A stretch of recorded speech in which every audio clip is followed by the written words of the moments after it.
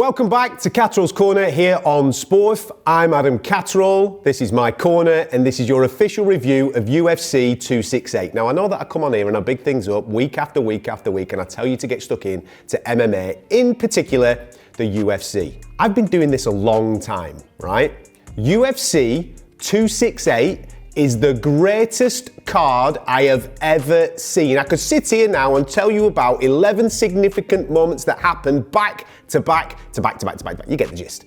It is unreal. Settle down, get some popcorn out, because this is gonna blow your mind. Let's get into the review.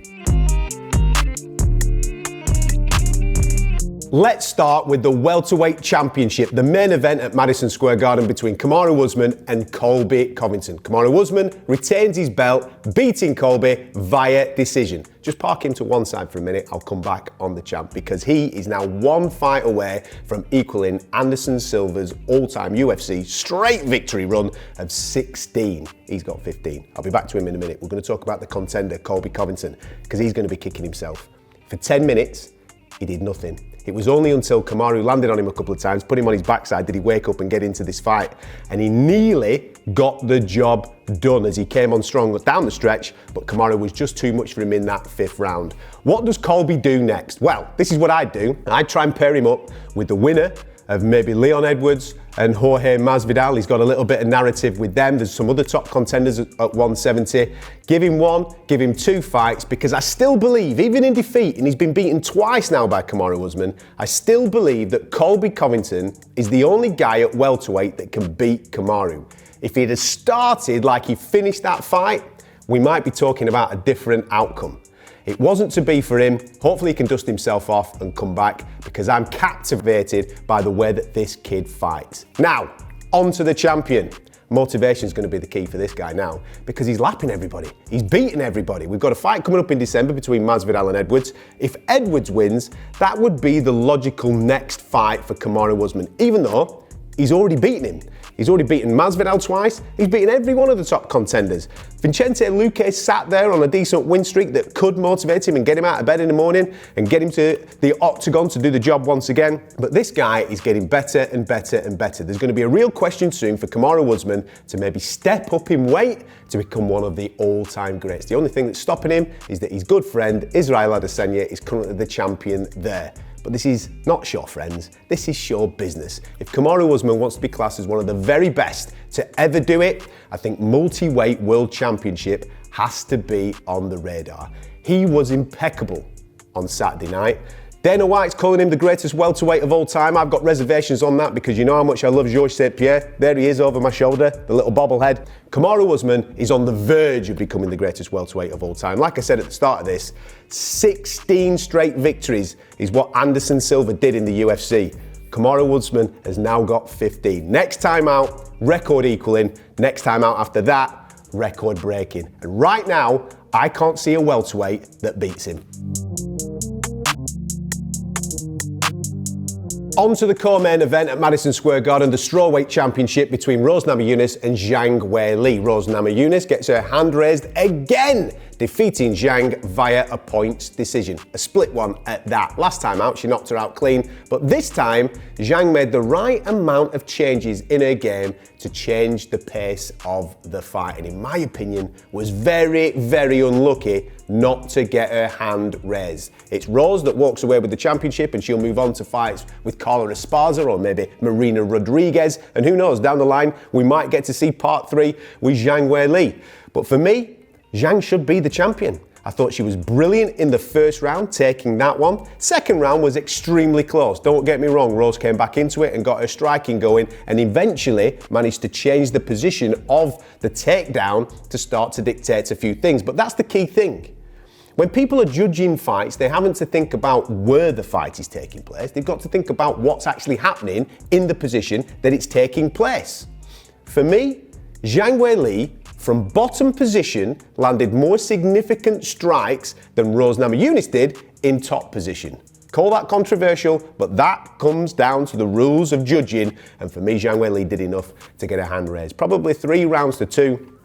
The judging of Rose winning 4 rounds to 1 was extremely hard. What I do with Zhang Here's a little one for you. Remember a couple of years ago when she met Joanna Jędrzejczyk and gave us one of the greatest fights of all time? Stick them two back in the octagon together, call it a title eliminator, and the winner gets to dance once again with Rose Namajunas. And don't forget, Rose has already beaten both of those girls twice, knocking them both out each and then taking them to a points decision. Rose might not want that, but come on, let's be straight. Them two are the top contenders in this division. As for Rose, like I said, she'll move on to hopefully fight Carla Esparza because they've got a little bit of something going on between each other as well, given that Carla beat her in the Ultimate Fighter.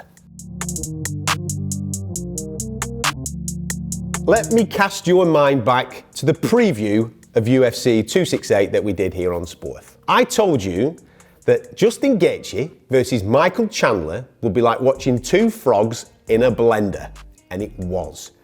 All the images that were in my head were exceeded. That expectation went through the roof once the door shut on the cage at Madison Square Garden. These boys delivered big time. There'll be people watching this review right now thinking, I wish we'd have got 2 more rounds. They couldn't have physically done 2 more rounds. They went hammer and tonguing it for 15 minutes, defending punches with their faces. Yes, there was carnage and claret everywhere, all over the octagon.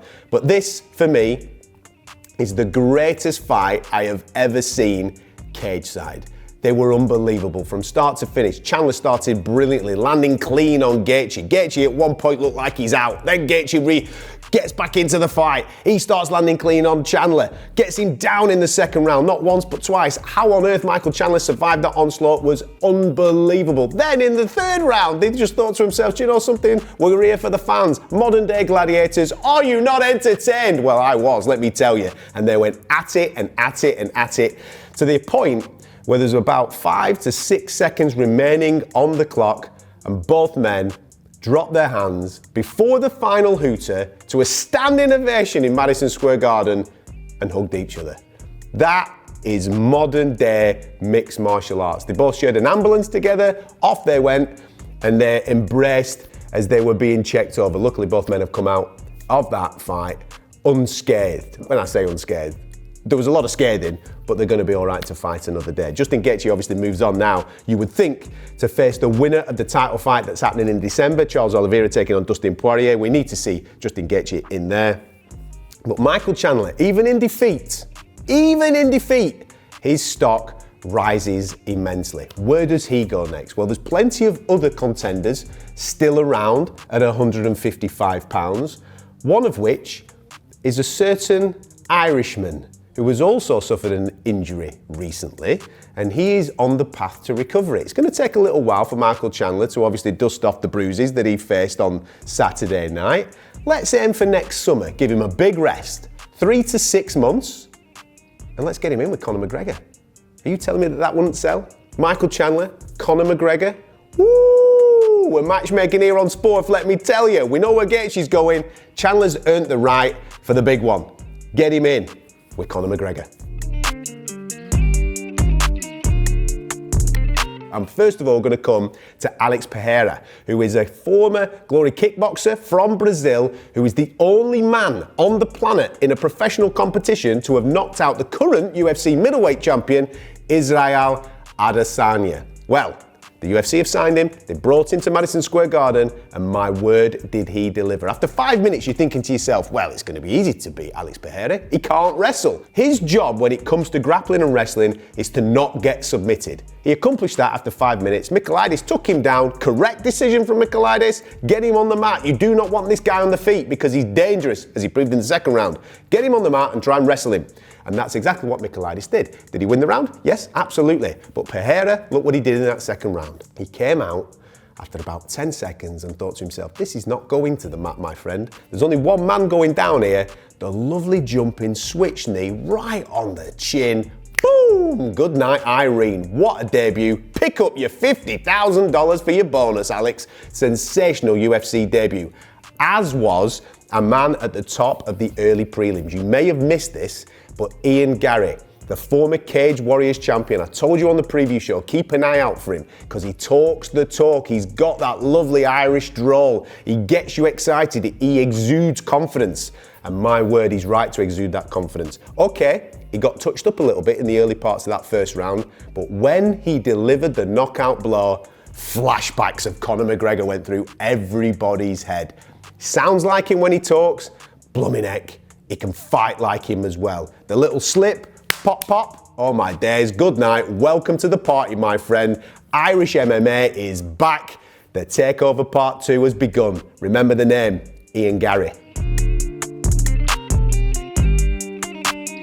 Now, because this card delivered so much, there's other things that I just have to flag up. It's going to be unfair if I don't. You've got to feel for Shane Burgos and Billy Quarantillo, because those boys delivered a fight of the night contender. It's just that they had to follow Justin Gaethje and Michael Chandler, who were already secured the bonus 5 minutes before him. On any other given fight night, that fight is a fight of the year contender. If you haven't seen it, definitely go and check it out. Chito Vera is another person that I've got to flag up. What a fight he delivered with Frankie Edgar. Frankie was brilliant early doors. Chito made the adjustments and knocked him out with a front kick to the face. There's only ever been 8 of them in the UFC, and Chito Vera now joins that party. Speaking of highlight reel knockouts, who else have we got? We've got Bobby Green.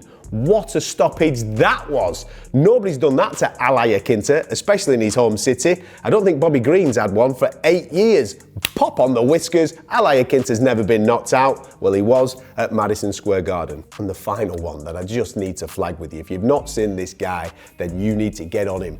Chris Barnett. He came with a bit of hype to the UFC, but he lost his debut. That was on 8 days' notice. Well, this guy turned up to the party big time. Jean Violante got absolutely smoked. Big dudes aren't supposed to move like that. And this guy, with a spinning heel kick, boom, on the temple, puts him down, finishes him with a little bit of ground and pound, and celebrates, check this out, a 265-pound man celebrating with a front somersault. A sight to behold at Madison Square Garden. So UFC 268's done, but don't forget, 269 is coming up in December, and just let me remind you of this. 2 title fights. Dustin Poirier goes for gold against Charles Oliveira. You've got the greatest female fighter on the planet in Amanda Nunes taking on Juliana Pena.